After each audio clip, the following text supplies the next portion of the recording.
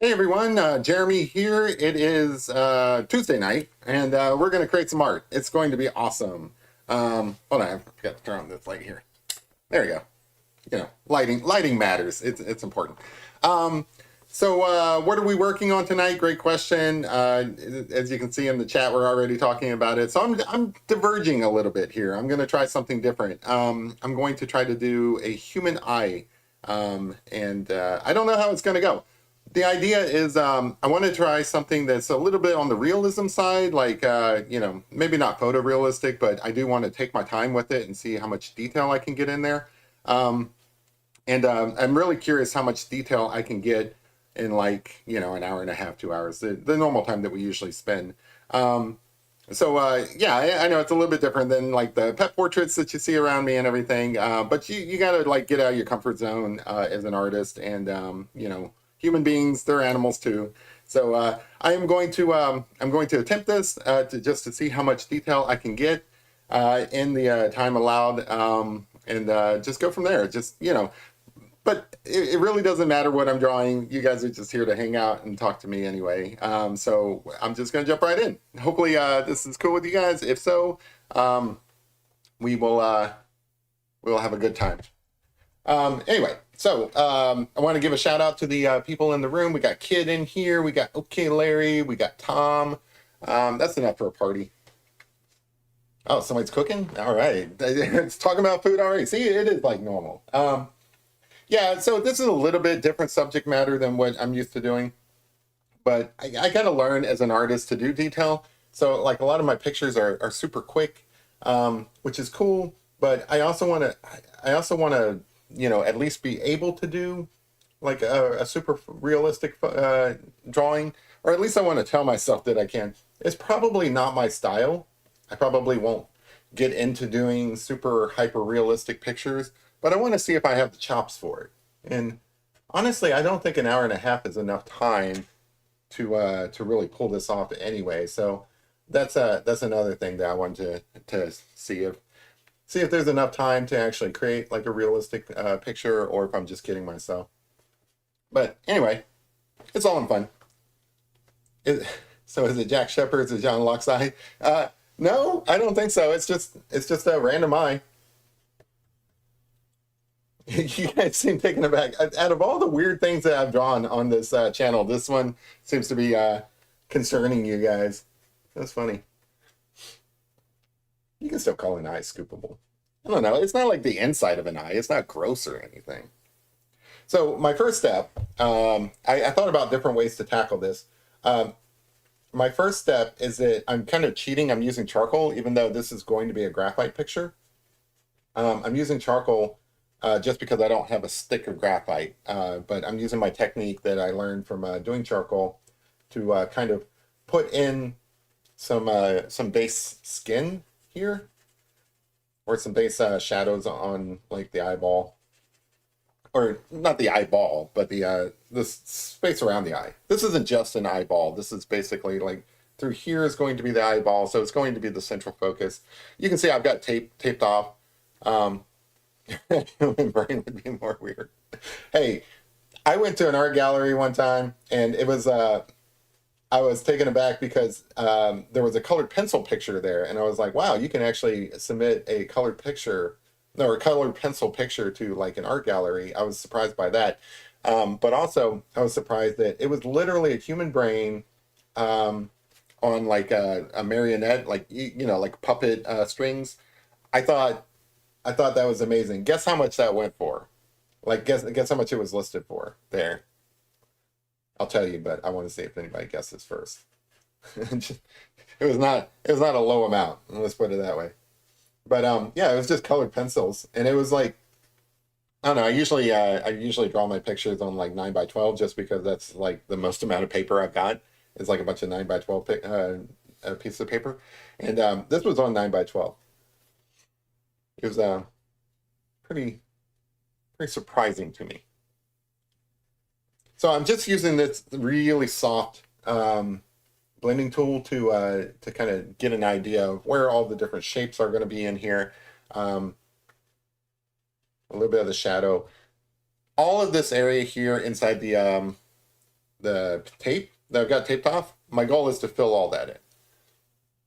So again, how much can I get done in the time that I've got? We'll see. But anyway, I thought this was a fun challenge. Maybe it's dumb. I don't know. If it's dumb, that's okay. I'll do another thing this Thursday.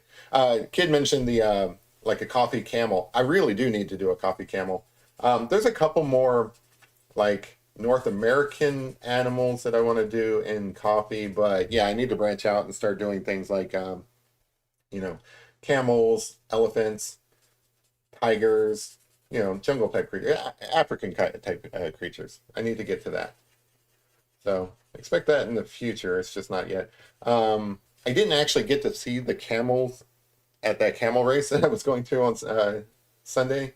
I did get to see the ostriches race, but I wasn't able to stick around for the camels. They split them up and had them between different races, so I wasn't able to watch both of them.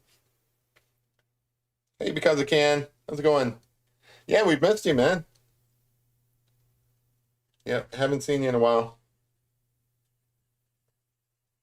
You popped in once, like a little while back.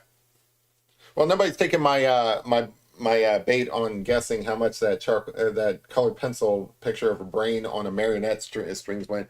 It was $1,400 for a 9x12 colored pencil picture. I was surprised, but yeah.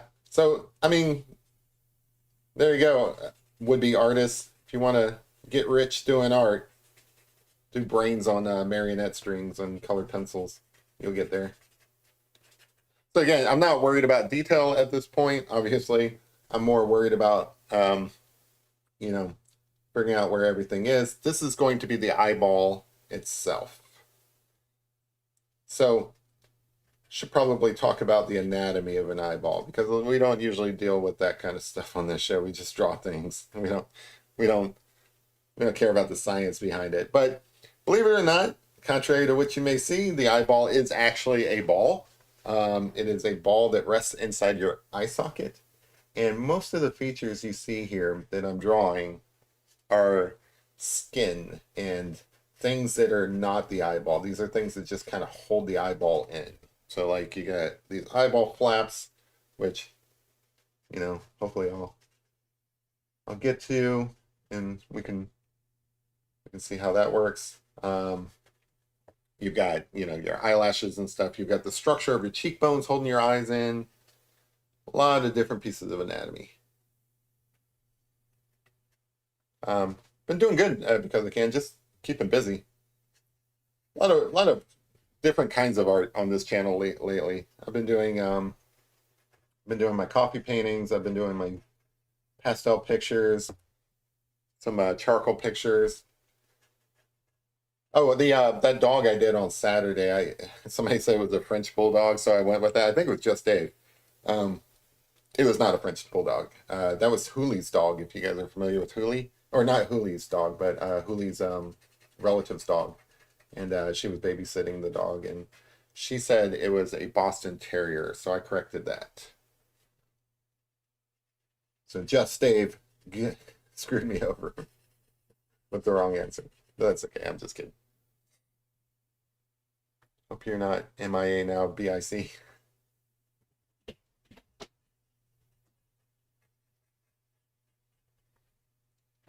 So, not much to see here yet. Just getting some shadows in. Oh, my dog's taken to laying at my feet. You want to come in here? Come on, hurry up. Go ahead. I can't reach over you, buddy. Yeah, I can. All right. So I'm just going to draw like this until my dog decides which way he wants to go. Do you want to go and lay at my feet, or are you just going to stand there? Weirdo. See, I don't need to be in front of this thing to draw it. So this is the darkness under the eye. Again, no details yet. Just trying to get some skin shadows in here. Some basic structure. Come on, go ahead. Look, either you come in here or you don't. All right, lost your opportunity, dog.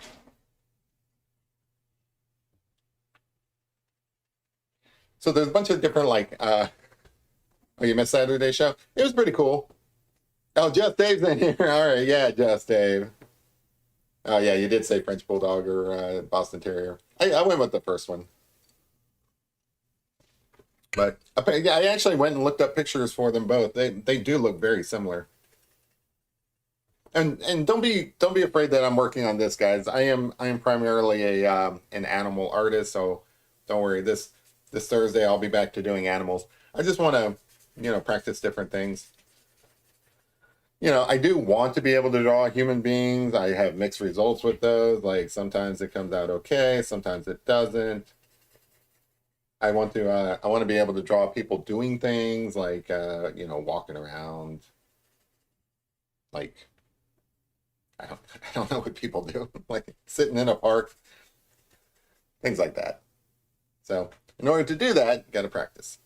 So that's what we're doing.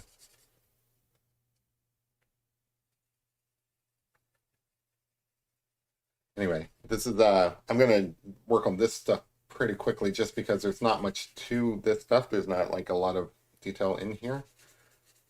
So this is obviously the focal point of the picture. So that's where I'm going to spend most of my time. So at the top of the nose, you start getting some little dark areas through here.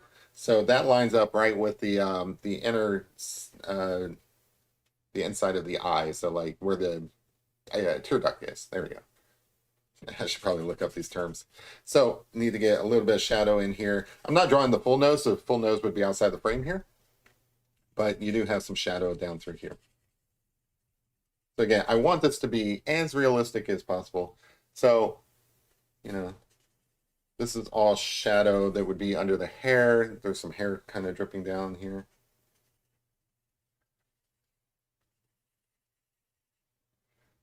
That's probably good to start. Again, not spending a lot of time on this. Just wanting to get some tone in there so that I know where everything is. All of this would be super blended out. So another fun fact when drawing eyes, I have to kind of like describe what I'm doing just in case, like, I don't know, sometimes people watch this just to learn. But another fun fact about the eyes is whenever you're drawing eyes, you really don't want your eyeballs to be white. I mean, they still obey, like shadows and highlights and so on. So this this ridge here that forms your upper eyelid, that actually casts a shadow. So like this is all three-dimensional through here. So this casts a shadow on the eye. So it's not going to be white. Bill Gorman says, just finished editing the video that turned street into a dirt road, processing then upload. Okay, cool. I will check that out probably. All right, so I think that's probably a good start. So I will probably come back to this shadow stuff here in a bit. So did everybody have a good weekend? I know that my weekend was pretty busy actually. I on Friday I went to like a gallery hop thing. I mentioned that on Saturday when I was doing a stream. Of course, did stream on Saturday. On Sunday I went to a camel and ostrich race. I didn't get to see the camel because they were in between harnesses. I was thinking the term was carts, but the proper term for the type of racing that I was watching is harness racing. And in between the harness racing, they had ostriches and they had camels, and I wasn't able to stick around for the camels, but I did see the ostriches, and it was crazy. It's not like people were actually sitting on the ostriches, which was a little disappointing. I thought we were going to get like there's an old video game called Joust where they actually fly around on ostriches and joust each other. I was expecting that. That is not what happened. Instead, what happened is they had the ostriches pulling carts. I'm not sure if this was bad for the ostriches. I don't think the ostriches were really enjoying themselves. Like in hindsight, I kind of don't know if I was watching a little bit of animal abuse or not, because those ostriches were not happy running around. So Um, and I feel like it was probably the case with the camels. I don't think anybody was riding the camels either. I think they were in carts behind the camels. Just because the venue I was at, it's all basically harnesses and so on. So I think they just repurposes the harnesses for the horses for these other animals. Bill, are you swerving like you're George Jones? Sometimes I don't know what you guys are talking about. And George Jones, the singer, probably. Sometimes you guys talk about things I have no idea what you guys are talking about. But I'm sure sometimes I talk about things that you guys have no idea as well. I'm happy to say that on Thursday, well, probably not Thursday, probably Friday, I will go and see Deadpool. I know that half the room in here probably don't care. Some of you guys might, though. But it looks super exciting. So, again, the eye is a three-dimensional feature. So even though it is a perfect circle, well, relatively perfect circle inside your eye hole, um, you don't actually see a circle. And the same thing with this iris bit here. So the iris bit is kind of like, shaped by the, your eyelids, your upper and lower eyelids. So those are going to largely determine. So a lot of times when people go to draw eyeballs, like especially kids, they draw what they think an eyeball looks like. So they'll draw like a football or like just kind of like an oval or something like that and call it a day. You really need to pay attention to how the eyelids actually interact with the eyeball because that's where you get a lot of the expression in the eye. So like depending on how you draw this and how you have the those those eyelids interacting with the eyeball itself, you know, like they're going to look mad, they're going to look happy, they're going to look tired. I know that my eyeballs get pretty heavy most of the time, and I look pretty tired because of it, like a lot of the time. So this kind of stuff matters. Now in this case, there are a bunch of like highlights in here as well, so I don't want to darken this too much yet. Just kind of want to darken the outside, kind of get like a little bit of a halo going here. Now the let's see the pupil here again. I'll darken this in once I get an idea of like where all the different highlights are. Um, but the top part up here, again, that eyelid is going to be over this. So three-dimensional space, that eyelid's going to be protruding just a little bit. Like it'd be kind of weird if it was like sticking really far out or something. Um, but that does cost or cast a shadow on the actual eyeball. Never been to Miami, but you watch Miami Vice. I would love to go to Miami. Hi, Jeremy. How was the camel and ostrich race? The ostrich race was awesome. I wasn't able to stick around for the camel race, so I missed that. I was able to see the ostriches and camels. In fact, I have a photo. I'll post it up on the community tab after this. But I do have a photo of the camels and the ostriches. So that was kind of cool. I did get to see them all. I wasn't able to stick around for the camel race, so I don't know how that went, but I think it probably went the same as the ostriches. Um, I don't think the ostriches really enjoyed racing. The way this worked is they were hooked up to carts, like a gladiator style or like chariot style. And I don't think that they were happy to be hooked up to those because they were kind of running around like mad, crazy, crazy animals. So the venue that I went to uh, is the same place that does these wiener dog races. And I mentioned how those wiener dogs just kind of go crazy all over the place. That was sort of like what was going on with those ostriches as well. But it was fun. It was cool. Um, in addition to going for the ostriches and camels, I went for the $2 beer and the $2 hot dogs. So that was nice. It's a nice cheap event. Like it doesn't cost anything to get in. It's just a racetrack. They want you to show up. They want you to gamble and so on. They have like little slot machines and stuff there as well.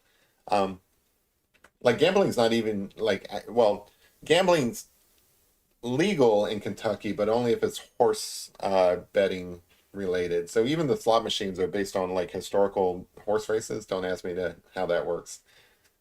But They don't have like typical slot machines. They just look like slot machines. Anywho, it was fun though. It's a nice little like excursion on a Sunday. It was a little bit later in the day. That's the reason why I couldn't stick around. I thought it was going to be earlier in the day, but it turns out it didn't even start until like 4 o'clock.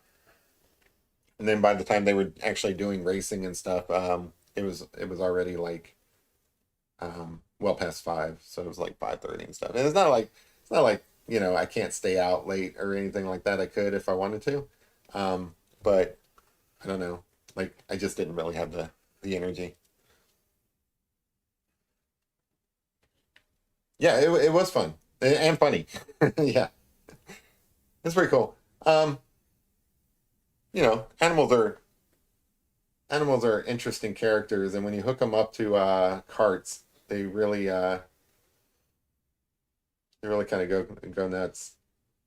The other reason why I wanted to do this picture is it's been a while since I've done a graphite picture drawing where I'm building up the different layers and stuff like that. I always enjoy doing them, so it's fun to talk about as well. So I don't know. It's kind of been a while since I wanted to, but yeah, just Dave. Yeah, my understanding is it's still this way. I know it was this way. Like I don't know. They're always changing the laws around here, so I don't know what it is currently, but I think it's still that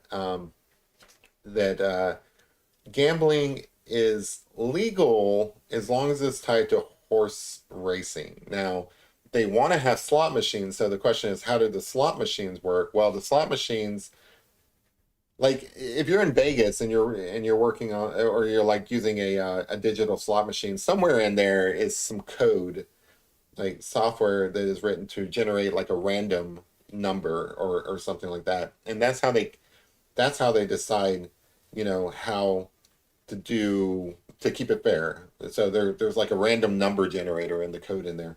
So they can't do that in Kentucky. It can't be completely random.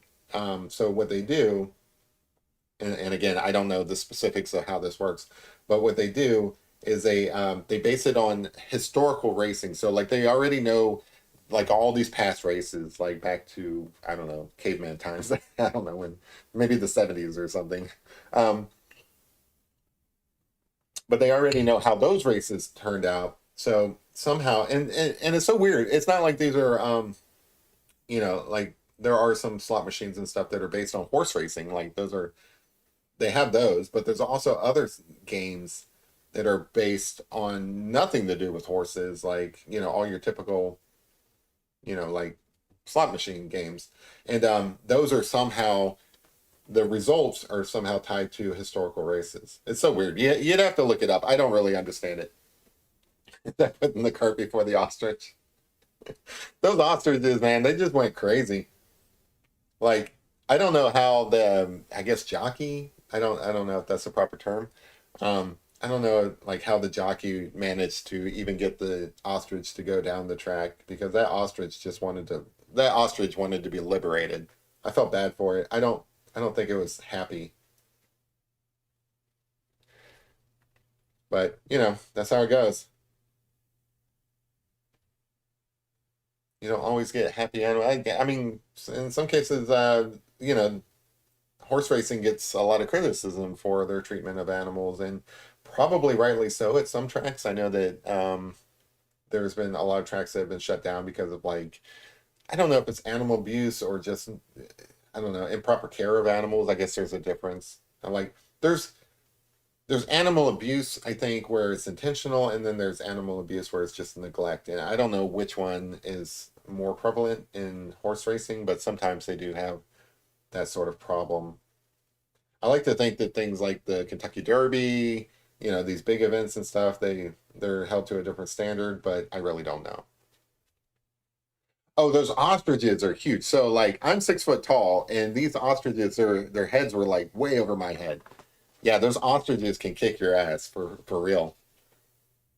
I'm sure a camel can too. They look like they had some pretty strong legs. Of course, even though I'm always around horses and I love horses and stuff, I'm actually a little bit slightly petrified of horses as well for the same reason because horses can kill you. Um, You know, like I'll go around horses and I'm not too worried, but always in the back of my mind, I realize that this is an animal that can kill me if it really had the mind to. So,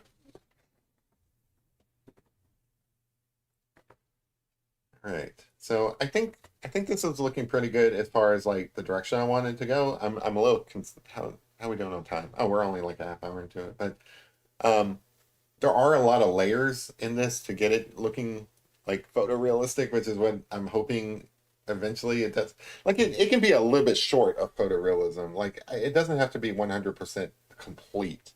I just want it to be, you know, heading in that direction. It doesn't have to be perfect. So we'll see how it goes. But there is a lot of layers of shadow in this picture. Like using that charcoal stick to get started is just getting started. Jeremy, did they have saddles? No. In this case, the ostriches were being were pulling a cart. So that was a little disappointing. I wanted to see ostriches, being ridden, uh, like with saddles and stuff like that. But in hindsight, I don't know why I had that expectation. Maybe like from the movies or something like that. I don't know where that expectation came from because they are strong animals, and I'm sure like a kid could sit on them, or maybe like a little small guy, like I probably even smaller than like your typical jockey. But I don't know. I think it would be kind of mean to have like a full grown human sit on one of those animals, like anybody like over, I don't know, like 100 pounds or something like that. It seems like that just the way my impression. I don't really know. Like I don't know what kind of burden ostriches can take, but to me it seemed like if you had like 100-pound guy sitting on an ostrich, that would probably be a bit much. Um, but that's just my take. So I am kind of happy to see that it was, ostriches pulling carts instead of people sitting on ostriches, even though the little kid in me was somewhat disappointed. It is fun though. Like ostrich racing is fun. They are crazy animals. I don't know if it's just the batch that we had, but they're like you let them out of their cage, they just want to go crazy. Which is a lot like the wiener dogs. Like the wiener dogs is more fun. Like next month is the wiener dog, so like that's when I'll go and shoot some video and I'll bring it back to you guys because even though like these ostriches were kind of cool, I did get some pictures, but I didn't get any video of it. I will definitely get some video of the wiener dogs just because they're super cute. I got some video last time as well, but it was kind of from a distance. I'll try to get some better video this time. So anyway, it's just layers upon layers in here. Every now and then I kind of blend some of this out just because it is like a soft kind of shadow. I am pretty happy with how everything is laid out here, so that's good. I will come back in and start darkening things up here in a minute. Start adding some eyelashes. In fact, I'm going to put in a few eyelashes just to kind of orientate myself. The problem with eyelashes is that you have to be kind of precise when you draw them, like at this level. In fact, I have a mechanical pencil. I'm gonna try that. Just because, like if you're drawing like a face and the face is kind of like at a distance or something, you don't have to be so precise with your lines. But when you're zoomed in on an eyeball like this, it you do have to be somewhat precise. And the eyelashes don't normally. So you if you're drawing, typically you're drawing like an eye. You just have the eyelashes kind of go up like that or something. That is not how eyelashes actually work. They're kind of all over the place. Ladies, you know what I'm talking about when you have those like little crimpers and stuff like that. You have to control your eyelashes. They are not. They are unruly, I guess. But they are fun to draw, and that's kind of what the exercise is here today. How much of detail can I get into this eyeball? in like an hour and a half or so. You've watched sheep racing over here once. They had stuffed like jockeys. That's amazing. Oh, some of the wiener dogs have like little tiny people about the size of Geppetto here. They have little stuffed men riding them. It's so cute. Like people decorate their wiener dogs. Like put them in like little outfits and stuff. It is so cute. Like the wiener dogs is just it's just crazy. Your eye looks good, Jeremy. I feel kind of weird typing that. Oh, that well, I know you mean the drawing, so I appreciate it. Yeah, and I mean, I get it. This is a little bit different than what I usually draw and stuff, but it's all in the same kind of challenges and stuff. You know,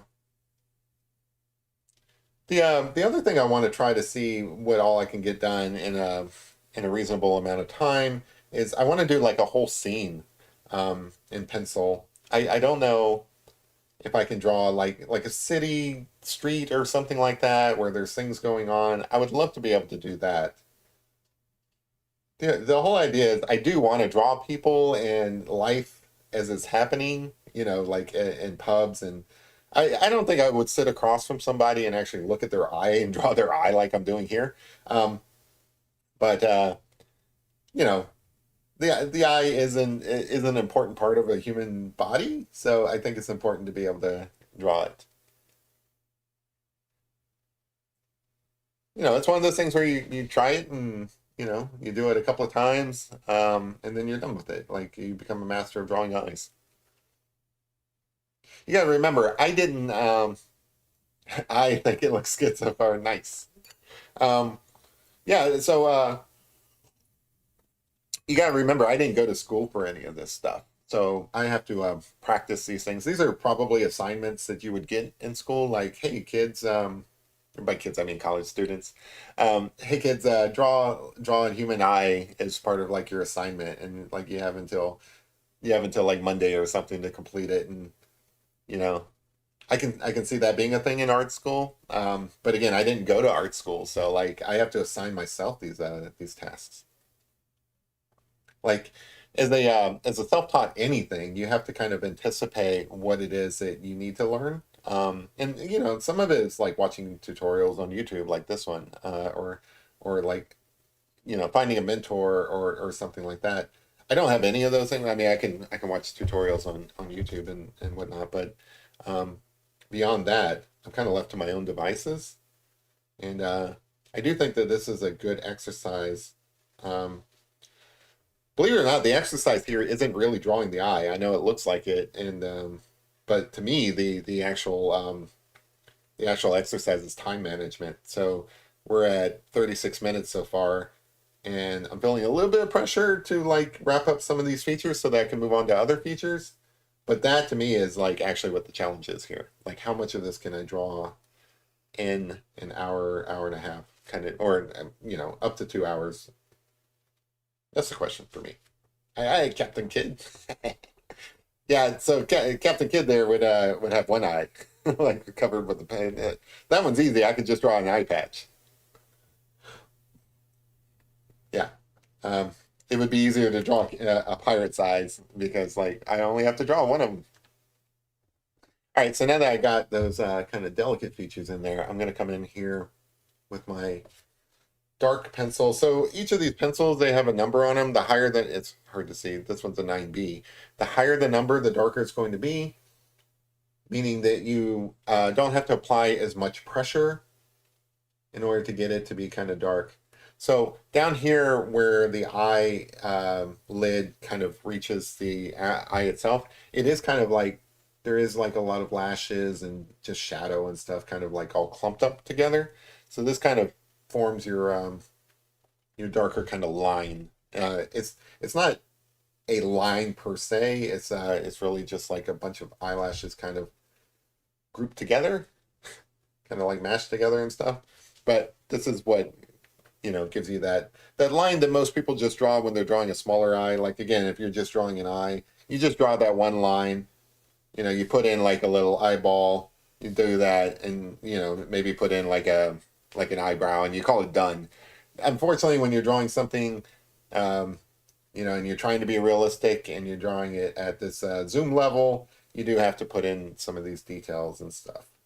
But this is what gives you that line here, essentially. Poor Geppetto is jealous. He's got eyes now. What's an eyeball pickup line? I want to hear the punchline on this one. Eyes are an incredible external organs. Fascinating. Yeah. Like I wish I knew some of the science behind them and stuff like that. I'm just making observations of the reference photo and trying to translate some of these things to my drawing.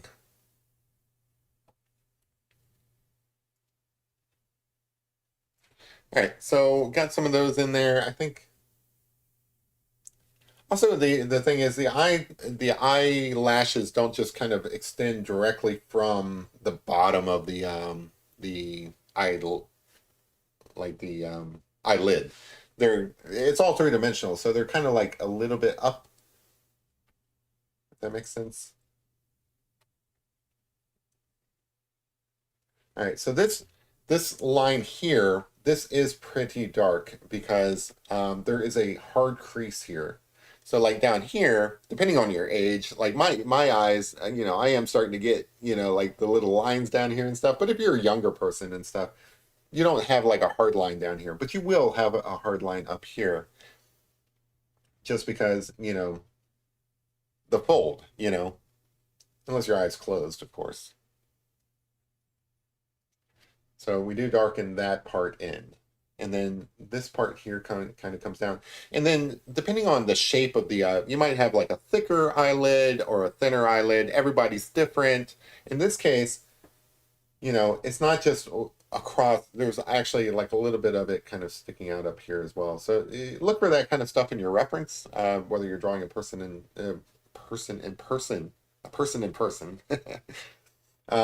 Or if you're drawing from like a reference photo, pay attention to like these little details because these like little details and stuff really matter.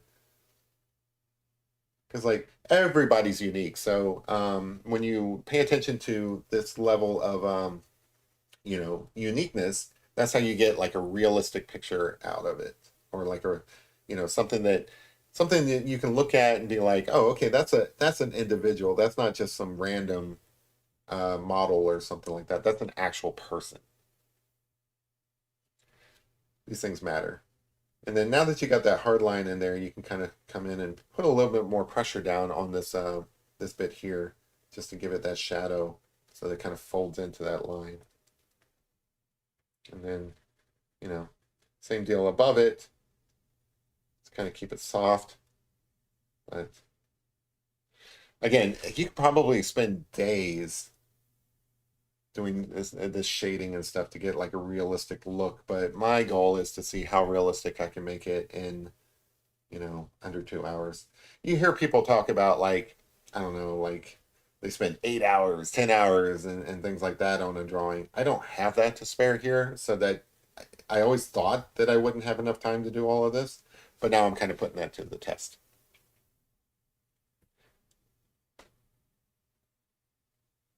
Just out of curiosity. So I think this is kind of looking realistic up here. Again, once it has like the eyebrows and stuff like that, it'll probably look better. I feel more comfortable kind of going down to the eyelash or the eyeball itself. Now in this eyeball, it is reflective. So it's going to be, so one part is you're going to see the iris. And the iris kind of like, you know, kind of all draws to the center, but also you might have some other reflective details in here and stuff.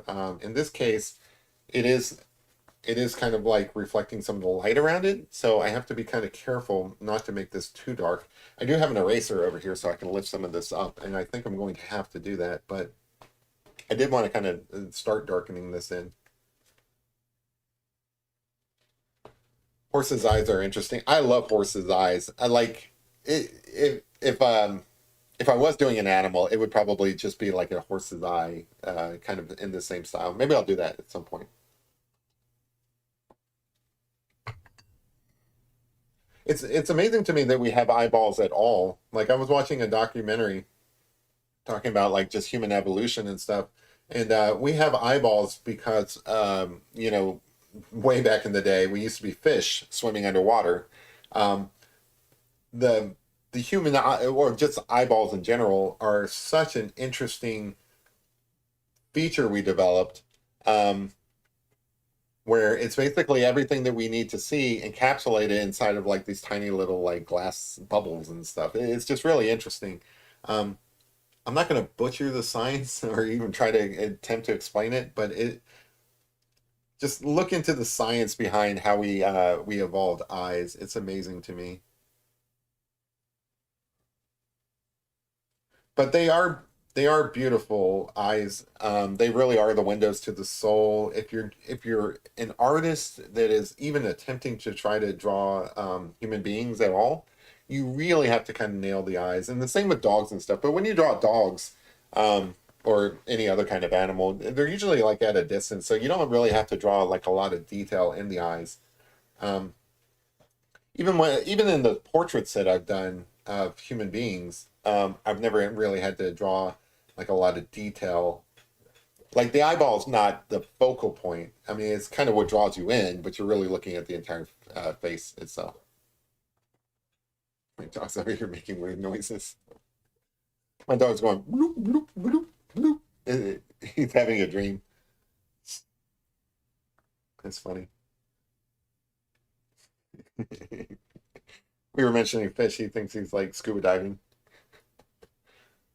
Hilarious. Anyway, blind fish. There are some blind fish, I think. There's some fish that live so far underwater, like out in the ocean and stuff, that the light doesn't penetrate enough. And I don't know how blind they are, but they don't rely off of the sense of sight all that much. My understanding, like you see those fish. I think one was in Finding Nemo. That has like the little antenna with the eye, or like the little light and stuff. That's to attract other animals so they can eat them. It's not really something that they rely on to actually be able to see. So I'm switching to my mechanical pencil because this is like my cheat for doing high detail because it's so fine.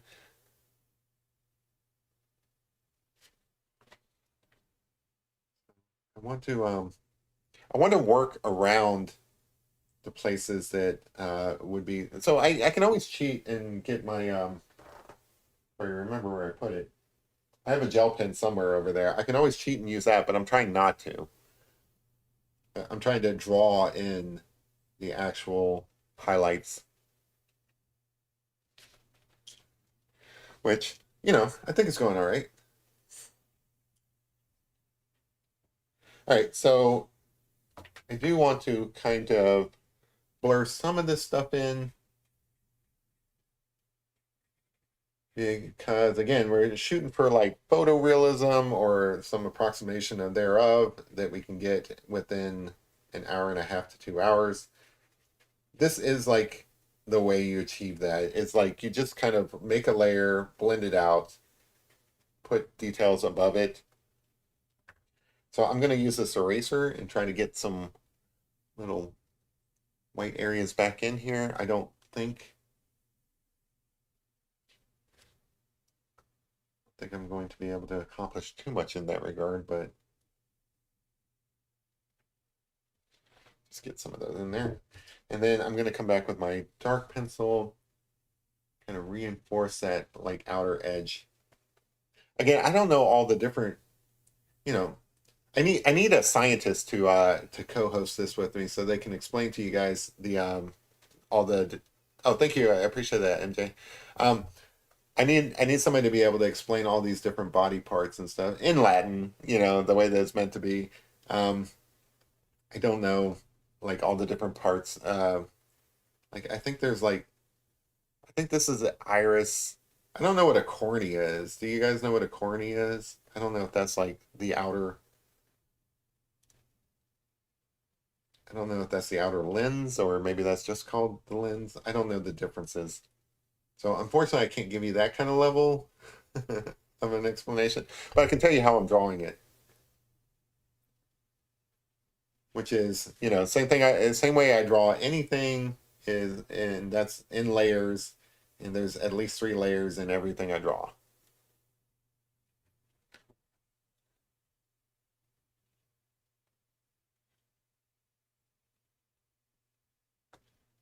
And let's see, that's looking pretty good, looking pretty realistic. All right, so I'm going to move into working around it. I may come back to that eye and clean it up a little bit, but I think it's pretty good. So down here, you do have kind of like a hard line here. I think this is partly shadow, partly just, I don't know, probably like blood vessels or something. I don't know.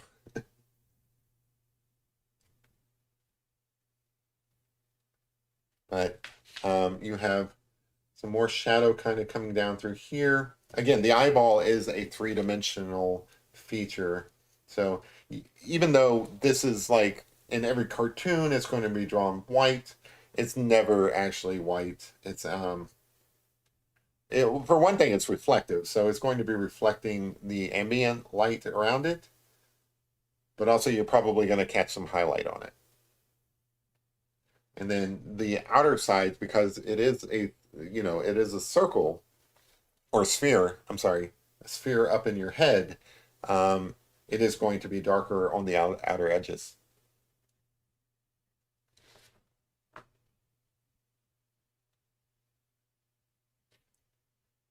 So, so it is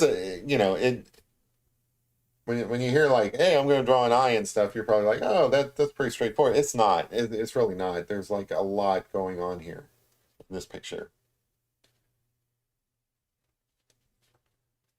So down in the lower eyelid, so you actually have so if I were to draw an eye here, from the side, again, the eye itself is like a circle inside. These eyelids and stuff are things that like kind of like pop out over it, right? So it is a 3-dimensional thing. So like if you're drawing the eye and you're drawing the bottom of it, you have to put in this like little lip here, right? So this little lip protrudes past the actual eyeball itself. So that's this bit here.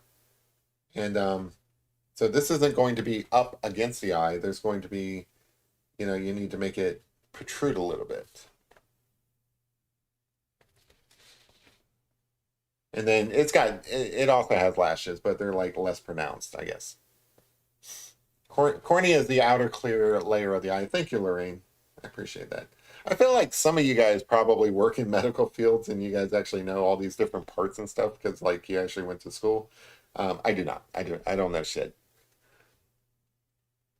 Uh, I joke a lot, but it's true. My joke is that I don't know shit about shit.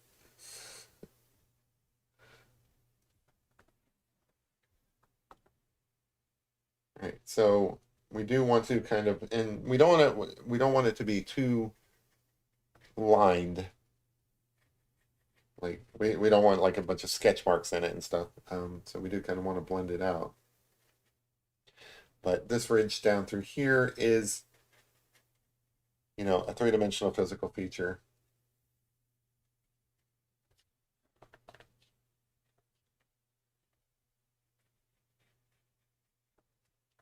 Let's switch to a bigger one. Jeremy, I think the first cover over the eyeball, from what I understand.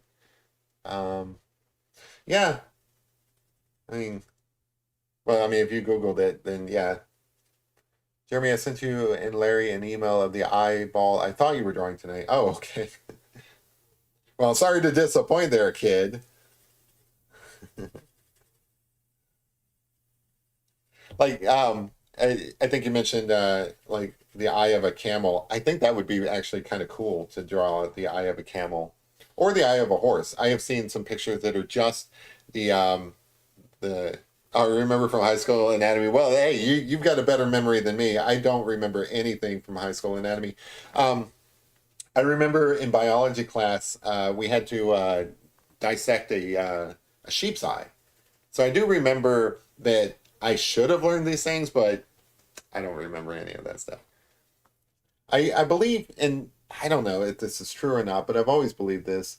The brain only retains stuff that it feels is important. So it's like you go through, so like, the joke in school is like algebra, I will never need this. Why am I being taught this? And so on. Well, the truth of it is like, depending on your job, you might actually use a lot of algebra. I use a lot of algebra in my job as a programmer when working on, math problems. But the normal average person, they probably don't use algebra. I do not need to know on a day-to-day basis the inner workings of a sheep eye. So I have deleted that information if I ever knew it at any point.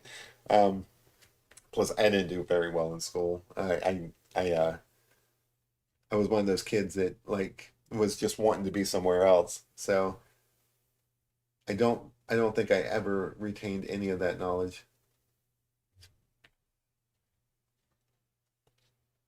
Seeing an eye this close reminds me of Daryl Hannah's part in the movie Kill Bill. Before or after she lost her eye.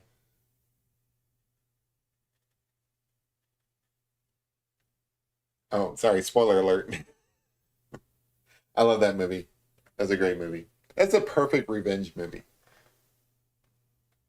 I like that they split it into two parts too.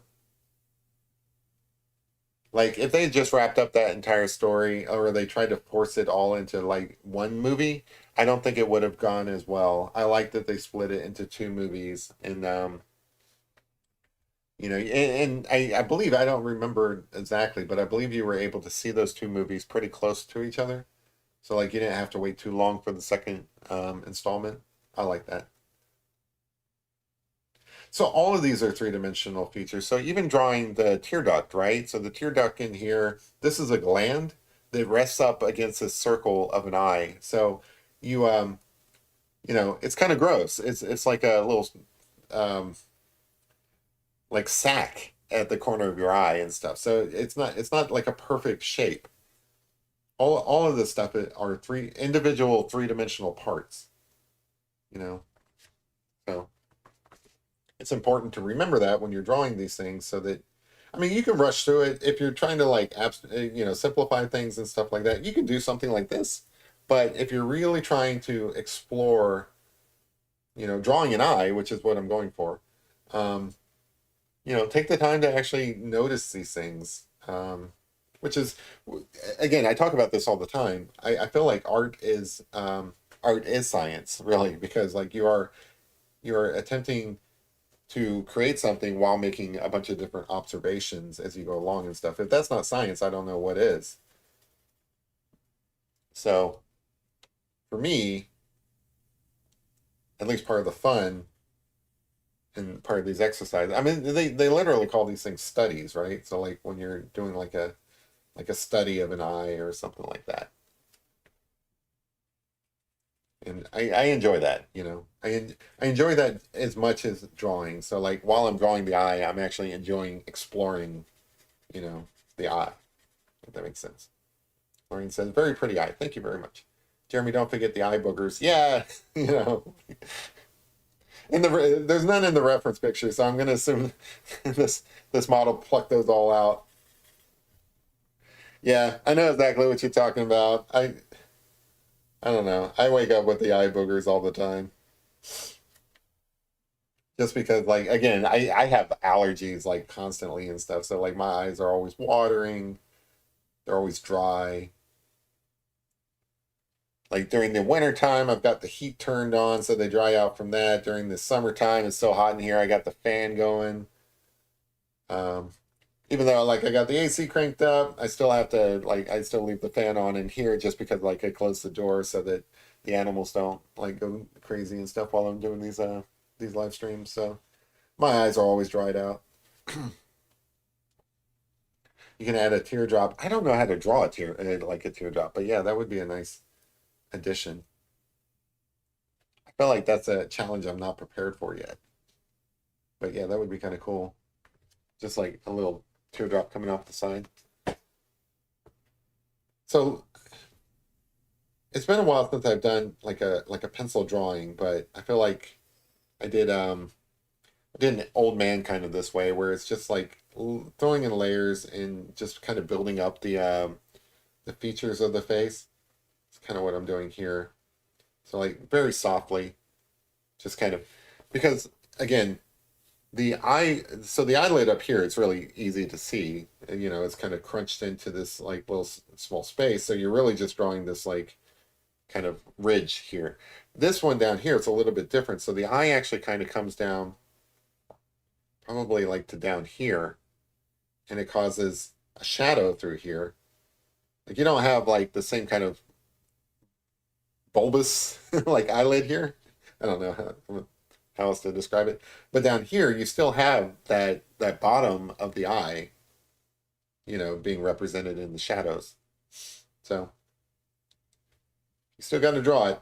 Now there's some more features in here. I got to put in some eyelashes because like even though there's less eyelashes, you do still have some eyelashes on the bottom. And then down through here, this is where, you know, that inside, yeah, it's kind of hard to see, but the inside of the eye, you know, not necessarily the nose, but kind of moving into the nose area. So the nose would be down here, kind of darken that in.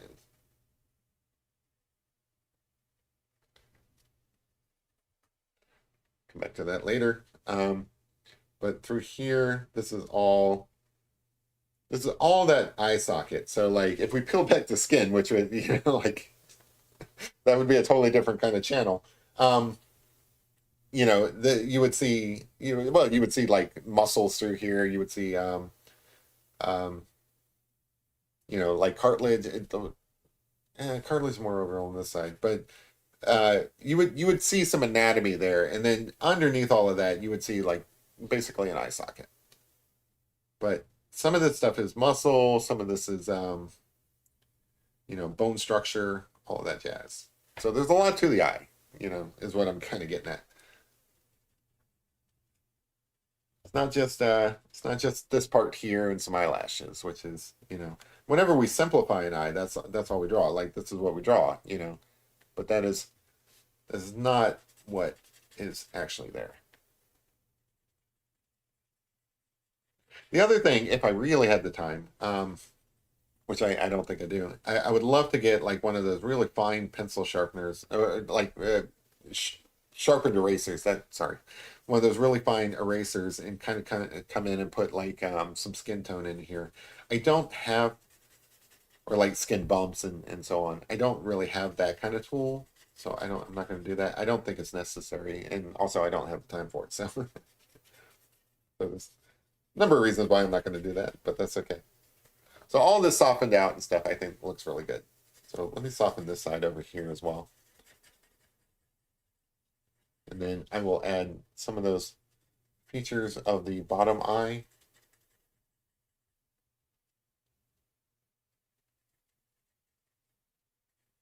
So I'm really blending this out. A lot of times I don't bother with that in my drawings and stuff because I kind of like the texture of like hashing and so on. I think that it looks cool. It's part of my style. I don't have that luxury here because I am trying for realism.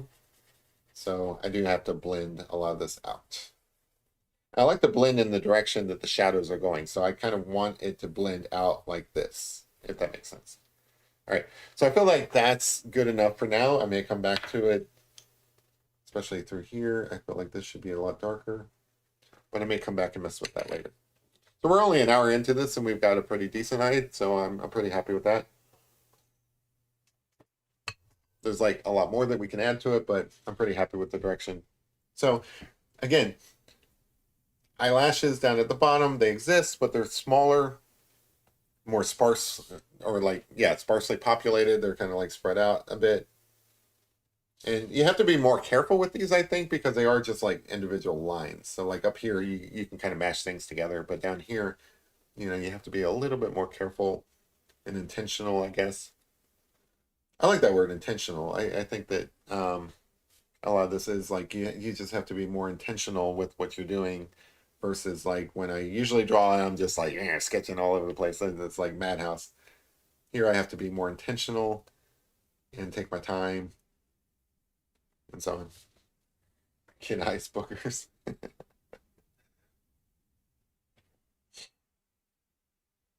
I mean, if I had a reference picture with some eye boogers in it, I would have drawn that. If I had a reference picture with the tear in it, I should have had a reference picture with the tear in it because I feel like that would have been a fun challenge. But right now, I'm just trying to get a decent picture in. But I think a tear would be kind of cool, especially like when you're doing like a zoomed in eye like this.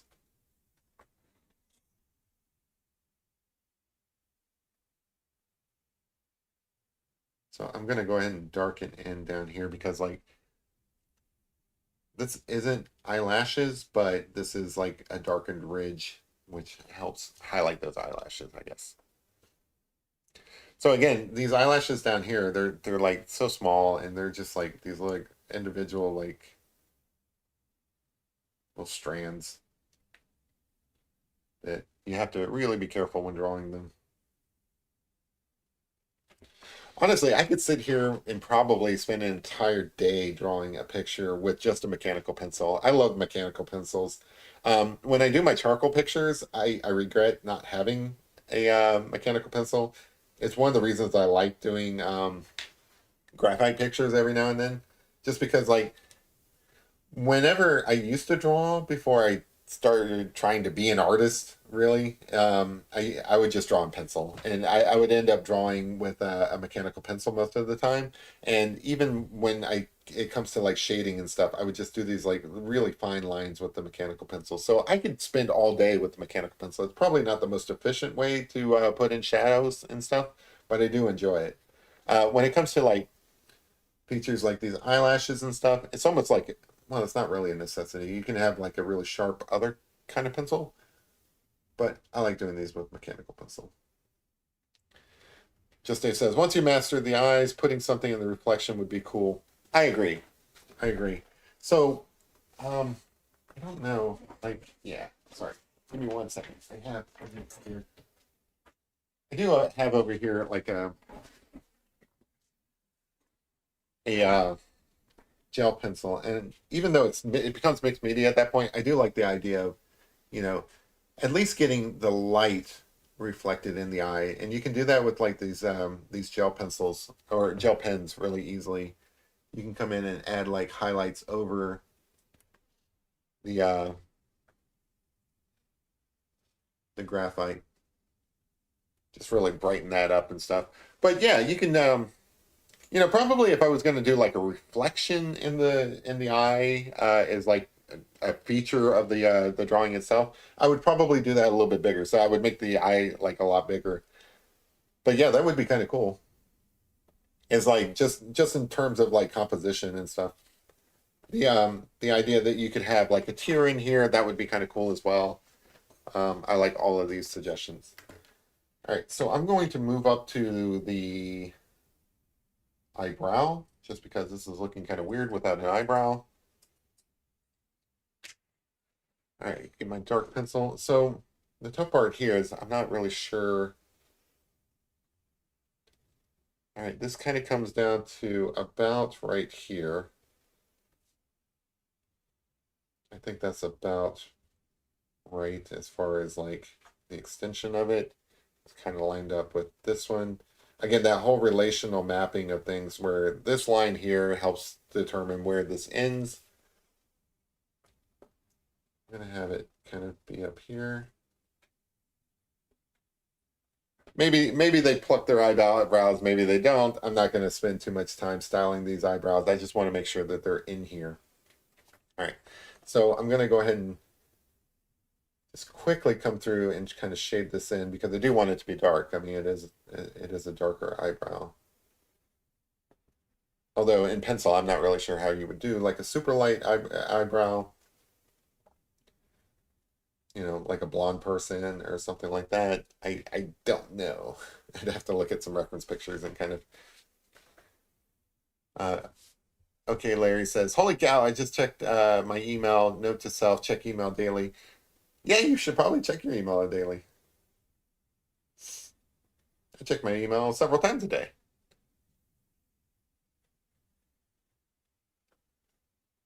Um, Sometimes I forget to check my actual physical box, like my physical mailbox every day. I go out there and I kind of like check it some days, and then some days it just kind of piles up. Like I can only imagine that the postal worker probably thinks I'm out on vacation or something sometimes because I just like let it pile up. So I think it's going to be darker through here because this part bunches up. So the eyebrow kind of like my eyebrows are kind of like all over the place and stuff, like almost like Groucho Marx. But on a well taken care of eyebrow, it kind of comes down to this ridge down here, which is kind of like a little bit dark, and then you've got strands above it. They're tough to draw. Like I have trouble drawing eyebrows. I really do. Just because like I don't want them to be too thick or too thin. Um, you know, I want there to be lines in it, and then I don't want it all to be lines. I want it to be like clumps as well. So I struggle a little bit with eyebrows, but we're gonna get some eyebrows in here. The other thing is, above the eyebrow, I do kind of want to like go ahead and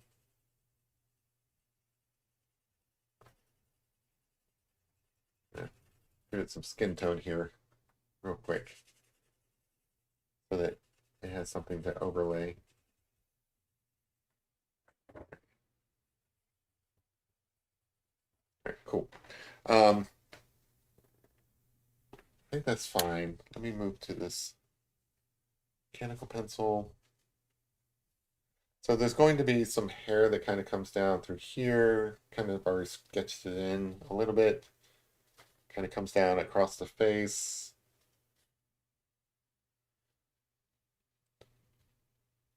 I'm going to thicken that up here in a few, but I just kind of want to figure out where these things are. More hair that kind of comes across here. This is not eyebrow, this is just hair. And then up here in the corner, it's a lot darker. So let me kind of sketch that in. So at this point, I'm kind of like sketching in some pieces real quick. I will sort all this out.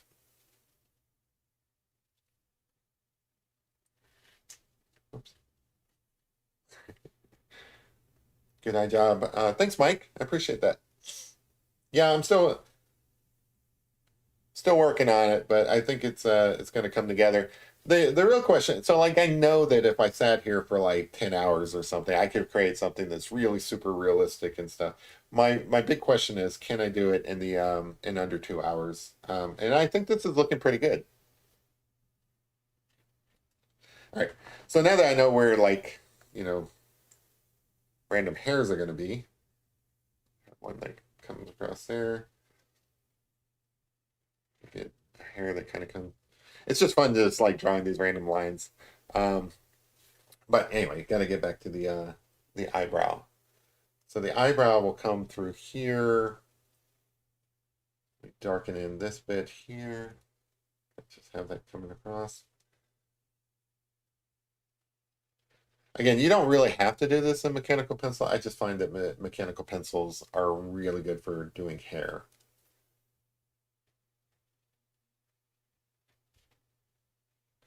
Especially like given the sense that Larry, did you see the eyeball I sent you that I thought Jeremy was drawing?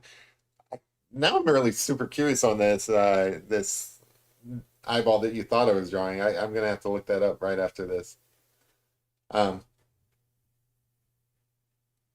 yeah, so like when drawing any kind of hair, really, it's kind of like a balance between individual lines here that represent like individual strands of hair, and then just kind of clumping in areas where like hair is just kind of like I don't know, kind of creates more of a form than a line.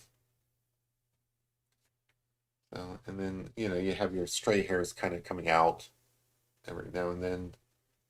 But again, like as far as that clumping and stuff, that clumping kind of occurs on the bottom of the eyebrow. So down through here is where I can kind of switch to, like I'm still trying to perfect that. Well, not really even perfected, just trying to get competent at it. Sometimes when I draw pictures of people, it comes out looking pretty good. Other times it's just like, I don't know. I struggle with proportions from like drawing from scratch on people. I'm still working on that. With this one, I kind of started by mapping things out a little bit beforehand on where I was going to place everything. So it's a little bit different for this picture. But again, even with like this eyebrow, I'm not certain on how thick to make it. I think I can go a little bit thicker here. Um, but that's the kind of stuff I struggle with whenever I'm drawing people portraits, or in this case, just like focusing on the eye, because the eyebrows are just as much part of an eye portrait. An eye portrait, I guess. Yeah, I guess this is an eye portrait. I'm inventing the eye portrait. um, the eyebrows, I feel like, are just as much as important as the eye. Well, not as important, but they kind of like they're up there. So you got to get the eyes in there. All the features around the eyeball, those are all super important in a picture like this. So like this area up here, just below the eyebrow, got to get all that right. And really, by all that right, I just mean like the shading and stuff. There's no features through here except for like, random stray hairs that are kind of falling over it.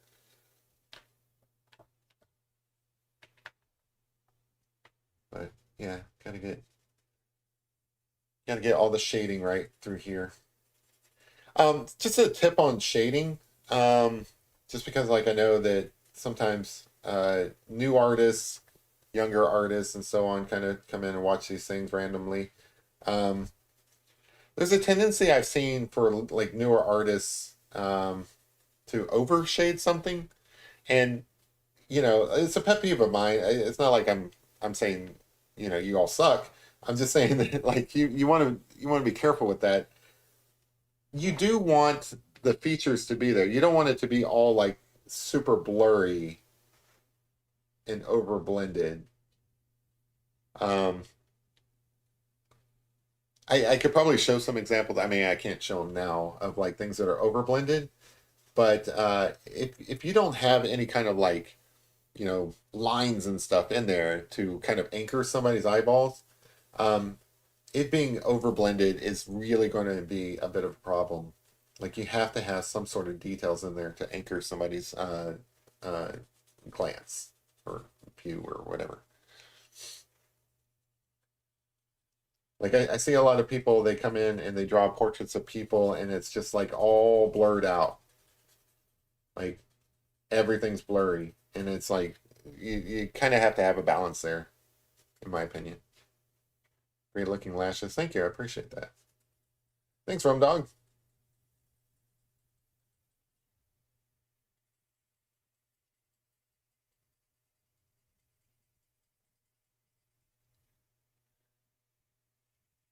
The reason why I put this masking tape up here is because I knew I was going to kind of blend things out like this, and I kind of wanted like a nice little hard edge there, so that kind of feels like a photo, like a little, like somebody took a little Polaroid picture or something. They still have Polaroid cameras. They're just not like it's widely used anymore. I did not know that, and then I kind of saw that somebody was doing some art with the Polaroid camera, and I thought, hey, that's cool. I remember those. There's a big difference between human eyes and dog lashes. Yeah, yeah. Dogs actually have different anatomy in general. So like they actually have double lids. I think. I don't know what the term is for that, but they um they have like weird eyelids where they can like actually sleep with their eyes open, but also they have like a some kind of weird like lash that kind or like a lid that kind of comes up. I don't know what they're called, but look into that. Yeah, they are definitely different. Get some dark lines through here. Again, this is actually hair. This isn't eyebrow, but it all kind of like overlaps, 3 dimensions and all that stuff. So let me get these. Again, I put in the masking tape so I can just kind of go wild on these things here.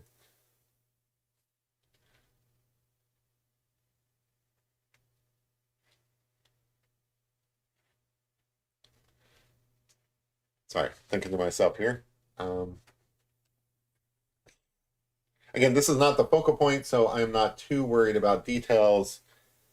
I just want to get these things in because this kind of stuff frames the part that I do care about. Like I care about the eye. Obviously, the eye is the focal point here, but these other features here, they kind of frame that. So it's probably like actually hair that kind of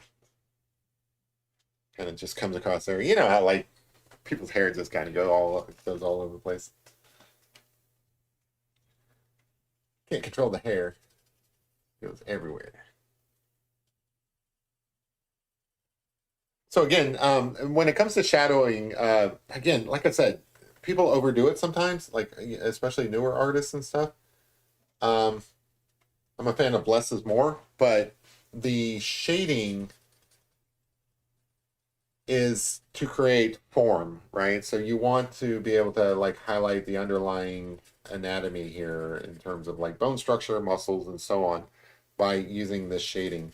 So I'm not just shading randomly, I'm shading where I think that, you know, like this part here and stuff that would be kind of highlighted and then it would kind of come into these other areas. And this is all like really soft. I'm not drawing any lines here, even though theoretically I could get away with doing some lines.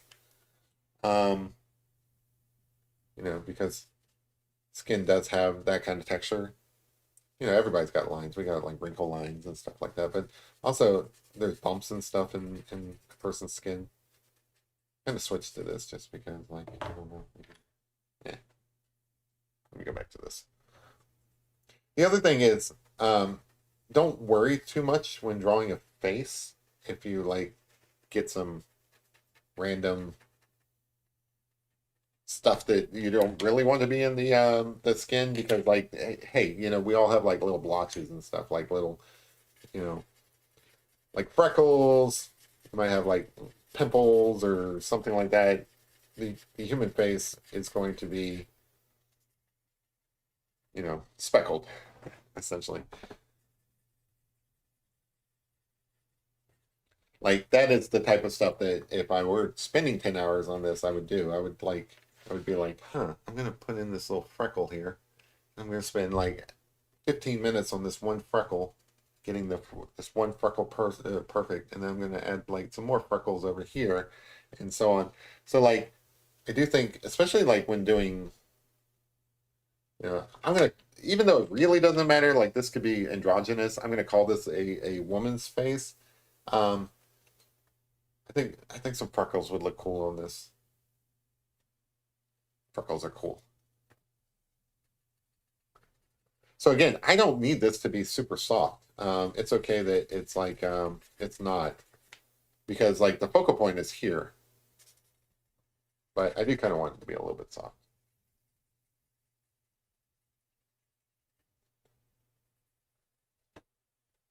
Use my fingers to kind of get rid of some of these pencil marks. I think that's looking pretty good so far. Um, go back to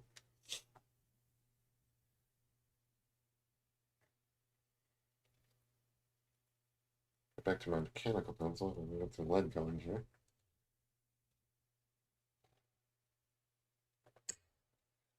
So going back to like hair kind of draping down. Get that kind of going through here. I do like doing hair in mechanical pencil because even if you have to draw like a clump of hair that kind of goes across like this, it's still easier to kind of control where it's going. Oh, Lorraine, did anyone see the Yellowstone hot pool exploded? What they call it, the biscuit something another? Yeah, I did see that video. That's crazy. Those people were not expecting that either. It just suddenly exploded. That was crazy. Yeah, I'm glad you brought that up. That was neat. Hey, Edie.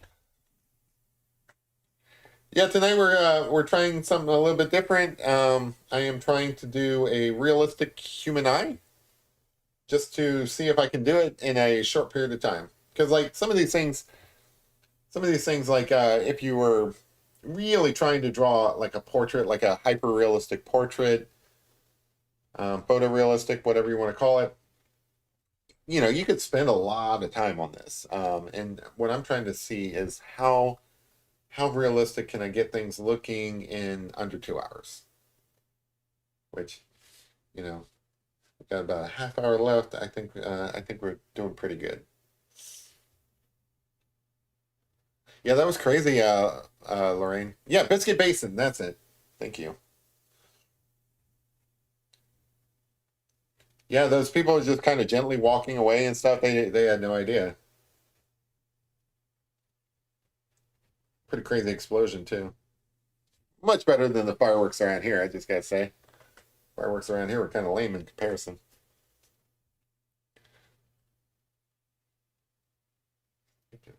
I'm going up here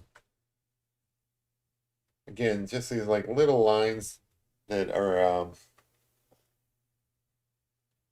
just overlapping each other. You don't really want to get too crazy with these lines, like these hair things, because like you can end up making like some like a big tangled mess that just doesn't make any sense. Even if that's like in your reference photo, you do kind of want to clean up the hair and just kind of make it make sense a little bit. Get some.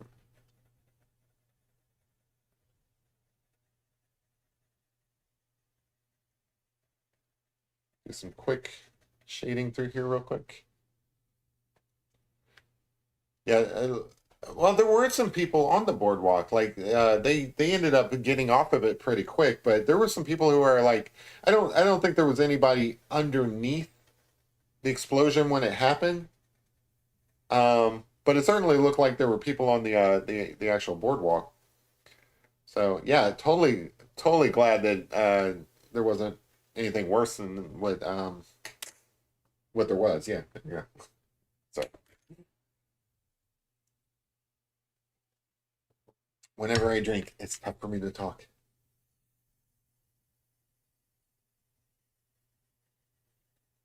So again, less is more when it comes to shading for like you guys who are new artists and stuff. You don't want your picture to just be this like big blurry mess. You want to focus on the details. When in doubt, honestly, don't do what I'm doing here. Don't blend this stuff out. Just kind of leave it like, cross-hatched and so on. Like seeing pencil marks in a pencil picture, that's normal. You don't need to like blend out. Like it's not really meant to be a photograph. If you want a photograph, go take a photograph. When it comes to when it comes to a drawing, it's okay to leave some pencil marks in there. So it's so much better than just like leaving like a big blurry mess.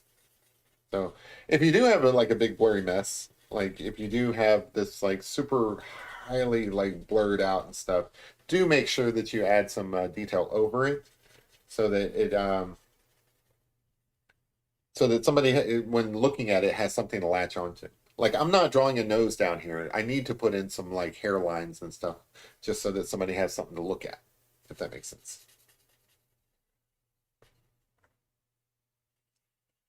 So how's New York? Yeah, Edie. I actually I'm trying to plan a trip to New York. I think it'd be fun to like just kind of go urban exploring. I want to go and see all the museums and kind of walk around, do some hiking essentially. I haven't decided like what's the best way to go to New York. Like I can't decide if I want to go out there and stay in a hotel, do all that, or if I want to like I don't know, stay in a hostel or hostel. I don't know how that's pronounced. Stay in one of those things. I haven't decided yet. All right, so through here it kind of like looks super blurred, but that's okay because I do want to put in, you know, some hairs.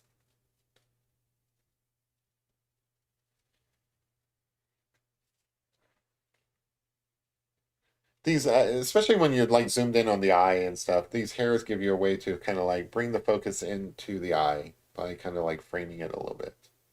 This one I think is going to be a little bit lighter.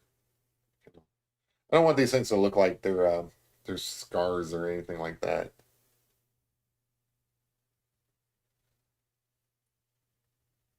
Sometimes you got to be like really super careful with these lines, and that's annoying to me. Like it's not the way I like to draw. I like to sketch, to like draw a line with precision is I don't know, tedious, I guess.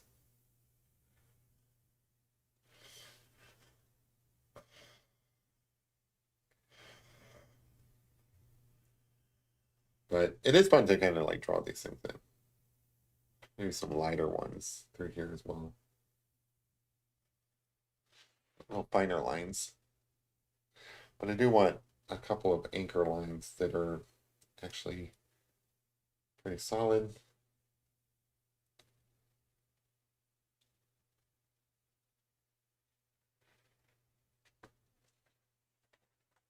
It's fine. All right. So I do want some thicker ones as well. So this one I think would be super thick. Kind of coming all the way up through here. Get some of these going. That one maybe a bit much. Sorry, sometimes I talk to myself. Thanks, from Dog. Is this from imagination? I do have like a reference photo here.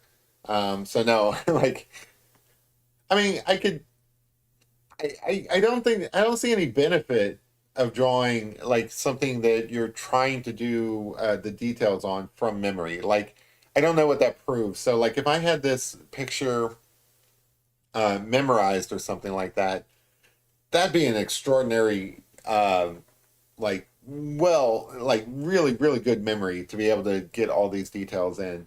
The challenge today was like how detailed of a photo or like how detailed of a drawing can I get in a short amount of time. um so like I don't know if I could have remembered all of these different types of features. That would have been tough. All right, have a good one, Larry. I appreciate you hanging out with us tonight. We're almost done. Because like I have a hard stop at 2 hours anyway, like because that's the challenge. The challenge is to like see how much I can get done in 2 hours. But I think this is looking pretty good.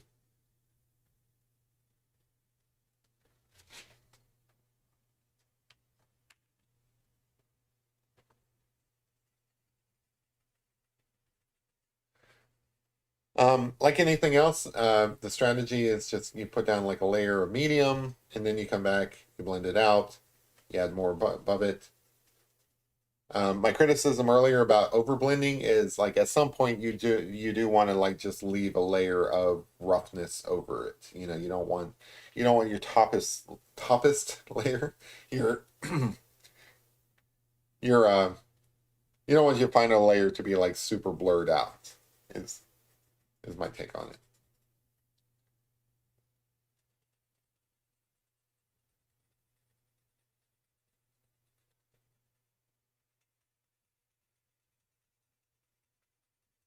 I love these like little blending stuff. These are so much fun to work with.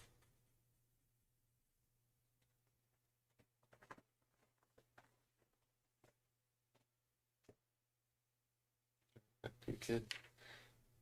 I'm super curious about the picture that kid thought I was drawing tonight. I want to go I'm fighting the urge to go and look that up now.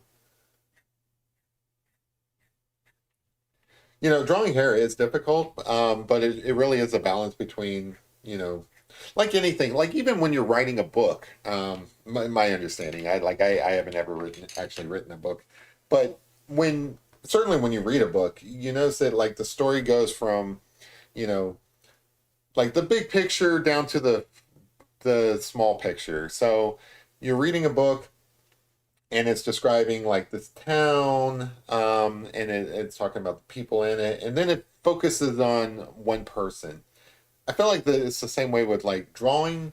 You go from like a big picture down to what you want them to actually focus on.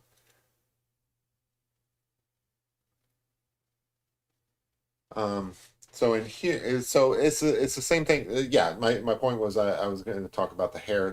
Drawing hair is difficult, but it is really like that. You you create the general form of it, and then you like add little lines and stuff like that to just kind of add detail to it.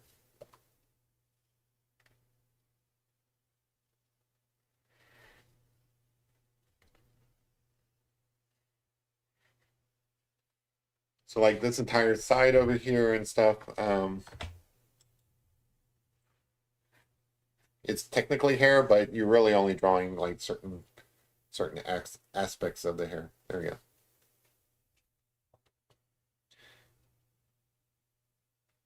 Guaranteed to make you smile. Nice, kid.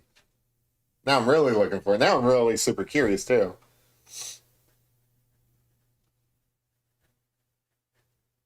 Yeah, so I wonder if like that whole Yellowstone thing is predictive of more like activity happening. That would suck because like that really is a time bomb. They say, it's a super volcano, and it's just waiting to explode. So if they're like parts of it exploding now, that's unexpected. That's not good. I mean, it's 2024. What else can happen, right? I feel like 2024 is like a literal repeat of 2020. All the crazy things that happened in 2020, I feel like they're repeating themselves.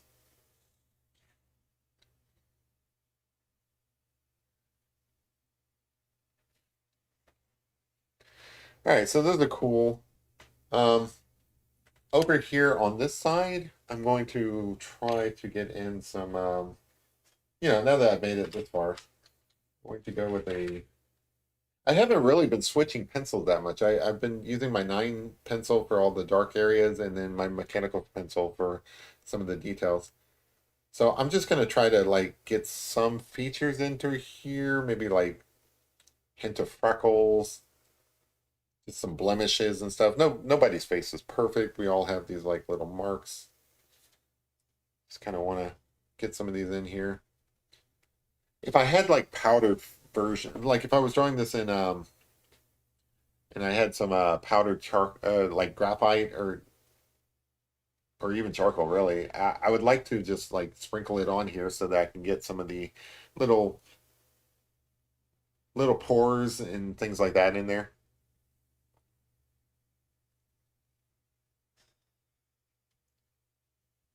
But these little marks and stuff, they're so important to creating realism.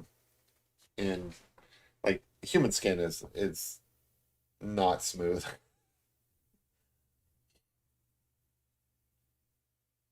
I don't like it when hair gets in my eye. Yeah.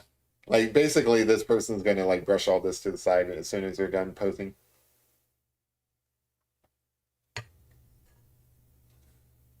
They said it's not related to volcanic activity. Good.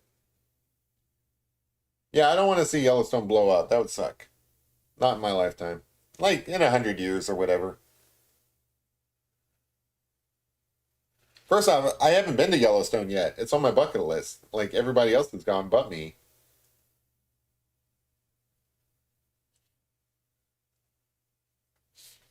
So yeah, don't blow up until I get a chance to go out there and see it. Or get all that wildlife out of there too before it blows up. That would suck. And like the buffalo and you know all the grizzly bears and stuff. Those guys are struggling as it is. So down here, this is the part where like it kind of like almost meets the nose. It's not part of the nose itself, but you can imagine just off the picture that there's a nose. So like all of this is shaded through here.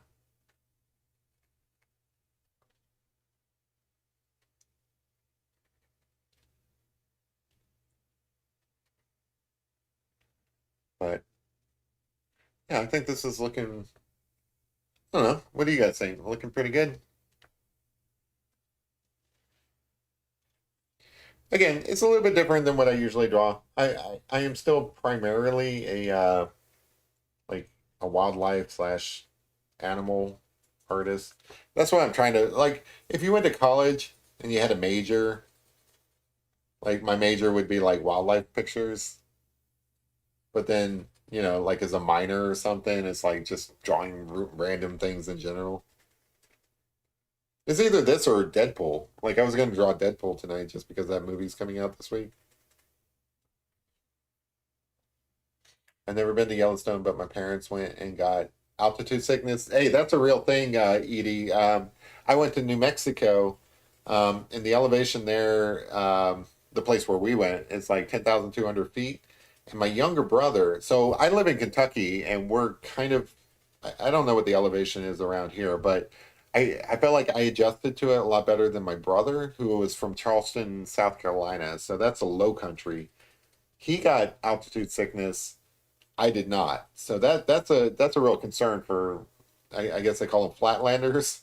So definitely if you haven't spent any time in the mountains or anything, or you're from the coast or whatever, spend some time getting acclimated if you ever go out and visit any of these places that are in the mountains. That's no joke. I mean that'll actually kill you. Yeah, Rum Dog. Deadpool is going to be awesome. I am so looking forward to that. It's the only Marvel movie that they're putting out this year. So like I've kind of been going through withdrawals. The last Marvel movie I saw wasn't really all that great. It was the Marvels back in either November or December or something like that.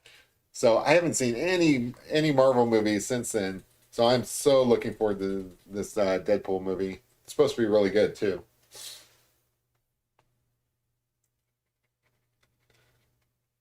Yeah, it's going to be awesome.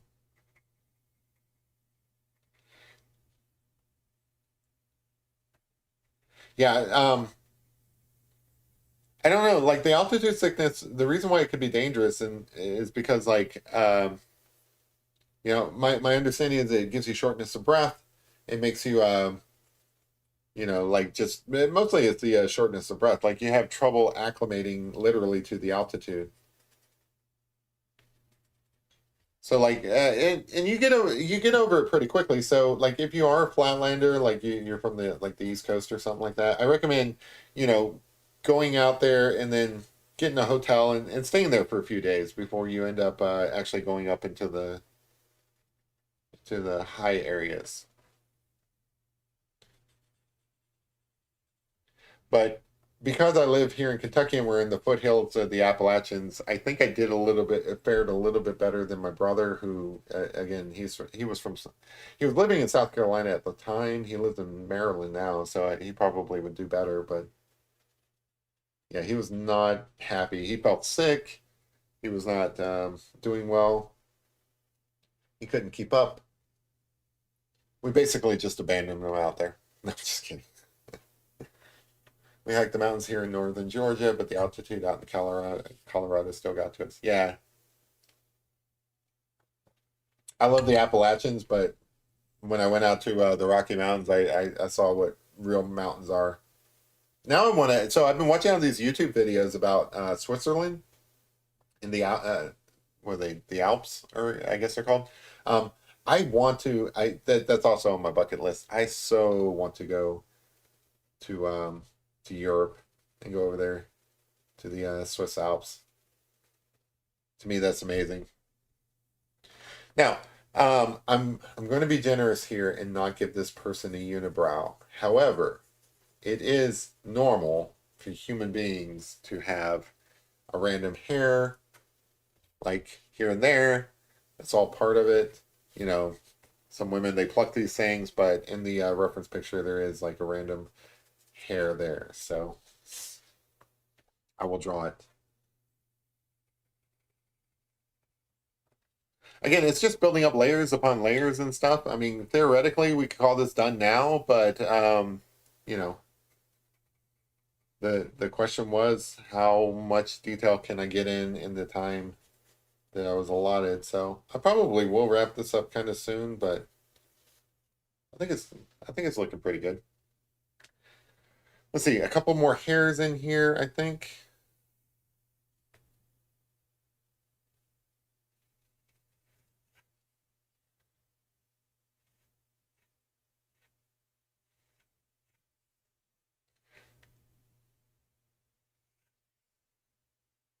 just random hairs everywhere. You have to be a little bit careful though, because like I struggle with this. Like, what is the right balance between just hair everywhere going crazy and stuff, and hair that makes sense? I feel like I'm not the only one who struggles with this, but yeah. All right, so that looks kind of cool. Hey, Ernie's in here. Nice. Mosquitoes were worse than the altitude. Oh yeah, yeah. So my dad went hiking with us in the Rocky Mountains. He knows what I'm talking about. Um, Up there that high, it is ridiculous. And then, when you walk into the shadows, those mosquitoes, they just swarm on you. It's crazy. It's so weird because like you go into the shadows and the mosquitoes are everywhere, and then like you step into the sun and the mosquitoes are gone. So weird. All right, so I'm gonna reinforce some of the dark areas through here, and then I think we're probably about done.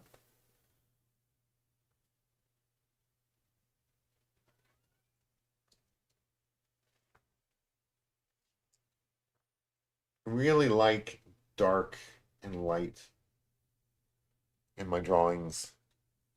Really making the dark side dark and the light side light. There you go.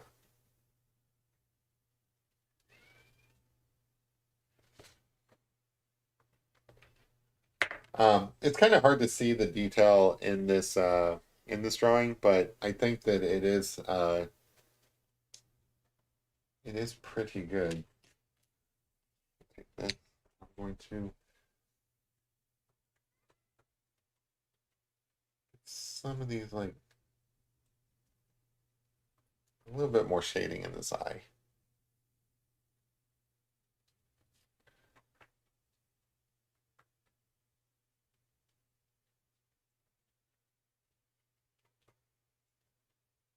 Yeah, the mosquitoes out there are just ridiculous out in the mountains. Man, so like I was wearing a hoodie, like a pretty thick hoodie too. Like it wasn't like a um thin hoodie, and those mosquitoes were biting me through my hoodie. It's ridiculous.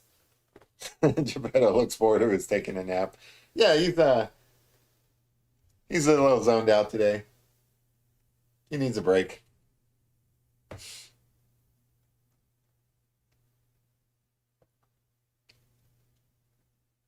He's just relaxing, chillaxing.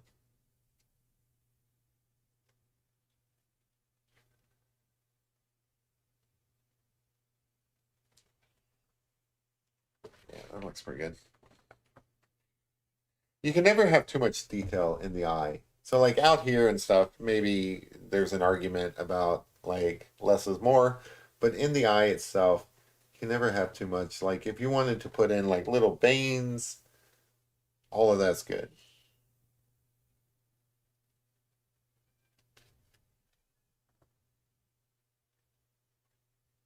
But the eye is something I do think that every person who is interested in drawing people, which is most of us, like if you're an artist, you're at some point going to attempt to draw a person.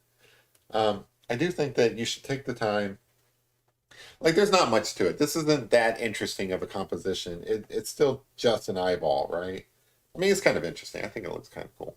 But I do think that, like, as an artist, you owe it to yourself to try and just draw an eyeball and see how it goes. It's fun. It makes you look at things a little bit differently. Mountain climbing is too dangerous for me. If I need an adrenaline rush, the cyclone and thunderbolt. Yeah, that sounds nice. Drawing's looking great, Jeremy. Thank you. I appreciate that. The mosquitoes are definitely the state bird. That's great.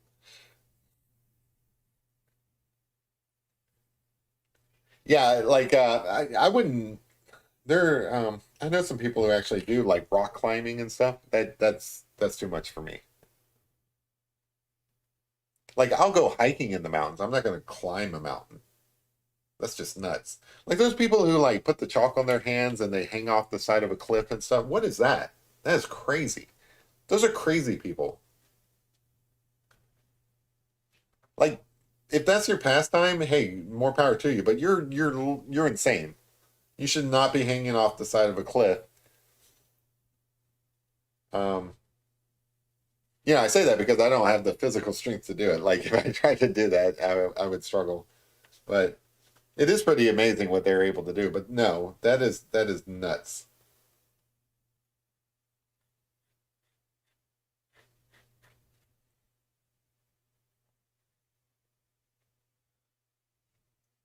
Horseflies are awful. Yeah. I haven't seen any horseflies around here. I'm sure they're around here. I remember them being more of a situation down south. So like I live in Kentucky now, but I have lived most of my life. Well, no, actually I've lived most of my life in Kentucky now that I think about it, but I have lived a significant amount of my time down south. Most of my extended family is from South Carolina. So, that's certainly where my dad would say he's from. I don't know if I would agree, just because he's probably spent more time in South Carolina than I have. But I think my family is certainly from South Carolina. Like if I added up the sum total of my entire family, I would definitely say we're probably South Carolinians. But I've lived in Kentucky more. Uh, I was born in Kentucky, so there's that. But also, I'm pretty sure I've lived in Kentucky more than any other state just because I've been here for so long.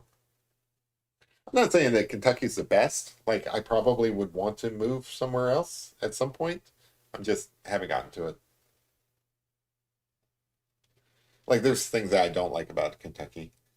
There's a lot of stuff I do like about Kentucky. I love. Have you seen the Noah's Ark here in Kentucky? I've seen pictures of it. I haven't gone. It's expensive. Like I would go out of curiosity, except that I think it's like $70 a ticket or something to go and see that Noah's Ark. I am curious though because like I don't know if I agree with everything that they say. They're younger. It's creationists. And that's not really my like. If that's your thing, hey, that's your business. But it's not really my thing. So the idea that human beings and dinosaurs existed at the same time, that's a bit much for me to swallow. But also, it is a giant boat. And I think that that's kind of cool. Like when I went to Las Vegas, and I went to like the Parisian, I knew I wasn't actually in Paris, but it was still kind of cool. So for me to go and see Noah's Ark, there in Kentucky, I don't have to agree with the people who built it to enjoy it. I still think it would be kind of cool to see the boat. Yeah, I have some aunts and uncles that are more into that than I am, and they've gone to it, and they said that not uncles, my aunts have gone there. They've gone to it, and they said it was cool. Again, younger creationism, not really my thing, but if that's your thing, I'm not going to judge. My aunts, they thought it was cool. So that's my review of the Noah's Ark here in Kentucky. I probably won't ever go just because it's $70 to go, and to me that's like a ridiculous price to go and see a boat. Like I would like to see it from a distance, and yeah, there you go. Like Edie says, I'm an atheist, but I might see it out of curiosity. I mean, that's my thing. I wouldn't call myself an atheist, but I'm definitely not a true believer when it comes to that kind of stuff. Uh, but the architecture sounds kind of cool. Like I would go and see it just because it's a giant boat. That's kind of cool. But again, it's $70, and you can't even go and take a picture of it without paying that price. So to me, like if there was a reduced price, like $10 just to go and see it and not actually go into it, I would probably pay for that. But it is one of the big things around here as far as tourism goes. I mean, it attracts a lot of people, so I can't really knock it too much. Again, my aunt thought it was cool, but to each their own. I'd love to see the Kawasaki warehouse in Japan. Oh, that would be cool. Which was an arcade that was a reproduction of Ko- Kowloon Walled City. That sounds cool. Yeah, so like I was mentioning my planned trip to New York City. I would love to go and just see all the museums out there and stuff. Like the art museum. I went to the MoMA in San Francisco one time, and I was just kind of blown away. It's always it's always interesting to me to like go to these museums and run into like art that you've seen in like books and magazines and stuff and never seen in real life. It's just amazing.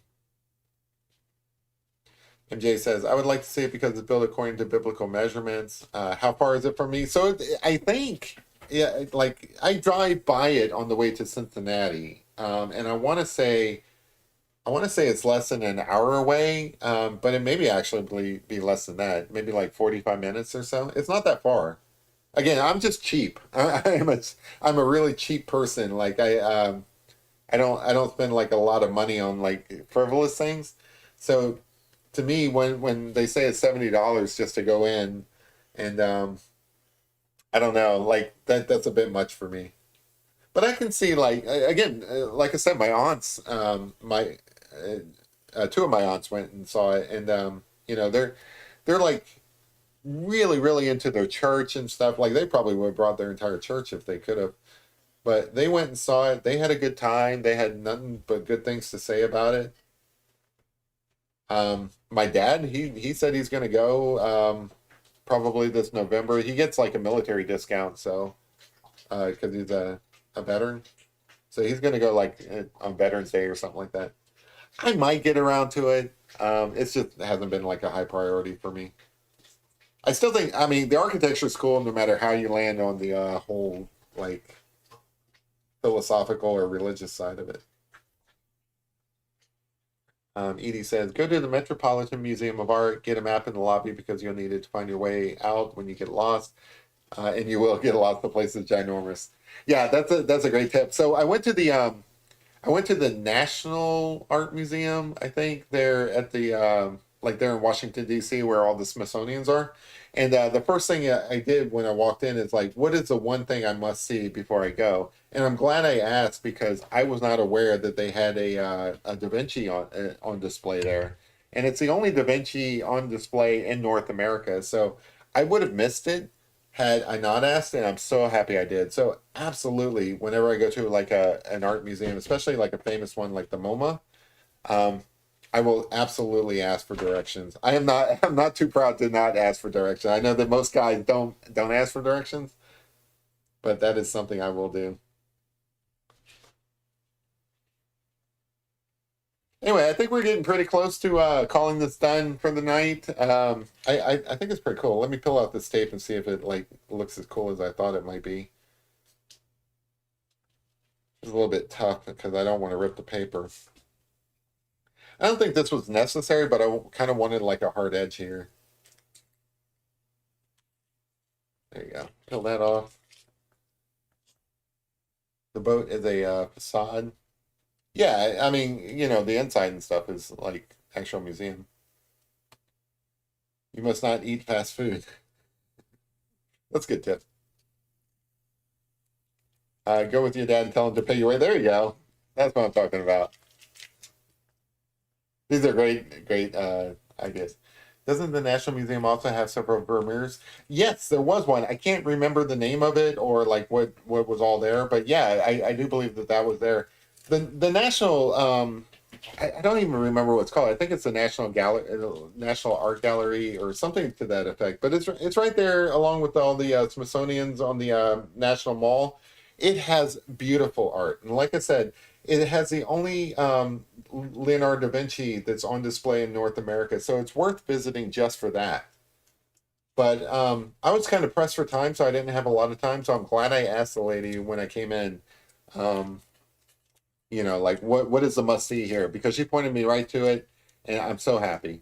I'm so happy. I'm planning on going back there as well.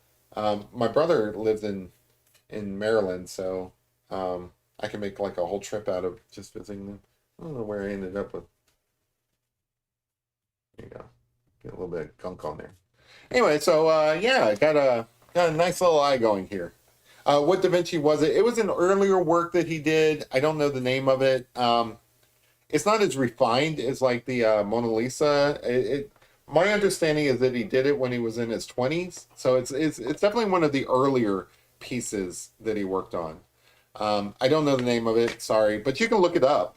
Just look for like the uh, Leonardo da Vinci on display in North America, because again, like I said, it's the only one that's on public display. There might be something in like a private collection or something like that, but that's the only public one. That's the only one you can actually go and see anytime you want, and it's well worth it.